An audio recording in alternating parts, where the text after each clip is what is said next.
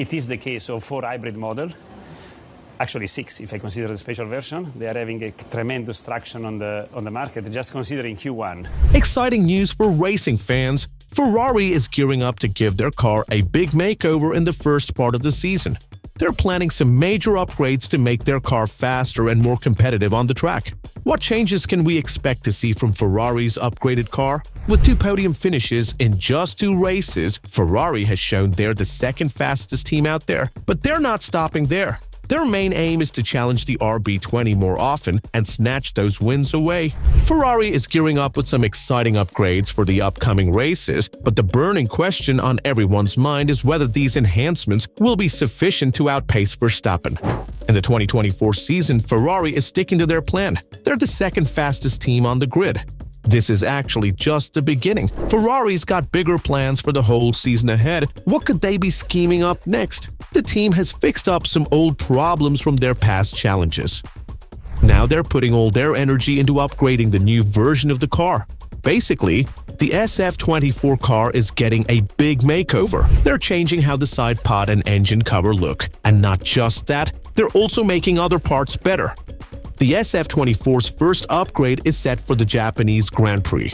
That's a big deal because the weather conditions there are quite different. Plus, the upcoming race in Australia is going to be a tough one too, especially for keeping the engines cool. So, Ferrari's got their work cut out for them, making sure the car can handle these challenges. In the first 3 races, Ferrari stuck with a more traditional design for the SF24. They did this to figure out how their upgrades would work in winter conditions. Now, they're ready to take it up a notch. According to a report from Formula 1, the Maranello team is planning to make lots of changes to the car. They're aiming to be really competitive, especially when compared to the RB20. But Red Bull didn't go all out with those super fancy zero pods like everyone thought they might. But they did bring some new stuff for their RB20 car to Suzuka. They tweaked the side pod inlets, making changes to how the car cools down and how air gets into the side pod scoop. The Maranello team is going all out, dedicating efforts to develop a revamped side pod design and a fresh floor for the car. These upgrades were previously restricted by the limitations of the SF23 model. However, with a clean slate, they're now able to release their creativity and explore new frontiers and innovation. Now, Ferrari has changed their car's design. At first, they had a certain style of air intake called an underbite. Now, they've switched to something called an overbite, which is like what Red Bull did this year. But Ferrari's version is a bit bigger than Red Bull's. Also, they combined 2 air intakes into one big one. This is like what Alpine and Mercedes did this year. They moved where the air comes out of a special duct near the back of the car. And they redesigned a part called the winglet there.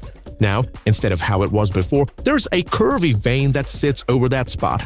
Also, they made the wing mirror stick out more on the side of the car. This helps the airflow better over the top of the car's body. So, the car's bodywork on the sides has been changed a bit. They made the area underneath bigger. This change helped Ferrari's designers to adjust the shape of the side of the car and make it work better with the floor of the car. These changes on the outside surely mean they had to change things inside the car too. They probably had to move or completely redesign things like the radiators and coolers to fit them into the new space. They made adjustments to the engine cover, opting to replace a smaller vent with a larger one positioned centrally. Additionally, they narrowed the rear portion to enhance heat dissipation, optimizing the vehicle's performance. Now, Ferrari could have just added these changes bit by bit during races in China and Miami. But they decided not to because there's a risk. There's this new format where races happen quicker, and they don't have much time for testing during these events. So Ferrari wants to be sure everything's good before making any changes during those races. The latest updates on the rear wing have predominantly stemmed from the Maranello team. They've taken a proactive approach by introducing a selection of older configurations, anticipating potential requirements for the upcoming races in Saudi Arabia and Japan. Ferrari is ready to make a splash in the world of motorsport as they gear up to unveil a slew of updates for their car at the prestigious Imola circuit. This strategy gives Ferrari extra time to carefully monitor and assess the new enhancements, allowing for further fine-tuning and optimization. By using this time effectively, Ferrari aims to understand how the modifications perform in real-world conditions. If successful, these improvements could give Ferrari a significant competitive advantage in the upcoming racing season. The innovative design and philosophy behind Ferrari's latest car have revolutionized the game. It has significantly enhanced the team's grasp of mechanical and aerodynamic principles, paving the way for many performance-enhancing opportunities. Among these prospects, challenging Red Bull stands out as a tangible goal. It's starting to look like Hamilton made a smart move by signing on for 2025. Looks like he had a good sense of where Ferrari was heading all along.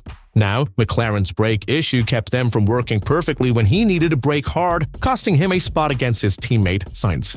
The team strongly believes they couldn't unlock their full potential in Saudi Arabia because of the car's traditional design. But that's all set to change in the upcoming races.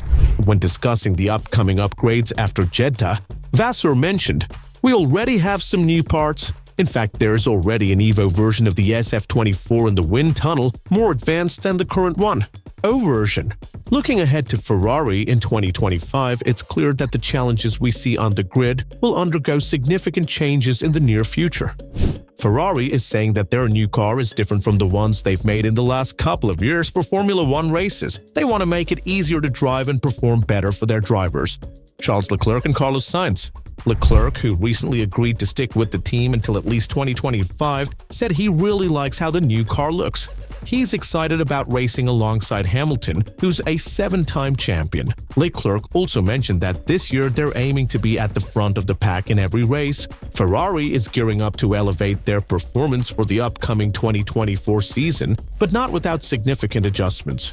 One notable change is Carlos Sainz's absence from the car's development process, a decision made by the team for strategic and practical considerations. Consequently, Sainz may potentially carry the insights gained from Ferrari's upgrades to his next team, hinting at a potential shakeup in the competitive landscape.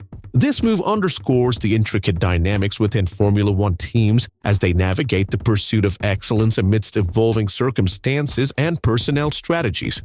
If Sainz moves to a new team in 2025, judging by his performance in the first race in Bahrain, it's clear he's not planning to step back and let Leclerc take over the team. There are plenty of opportunities awaiting him from 2025 onwards, and he's on a mission himself. So, all these upgrades would also help him achieve his goals. It looks like Sainz is determined to make his mark.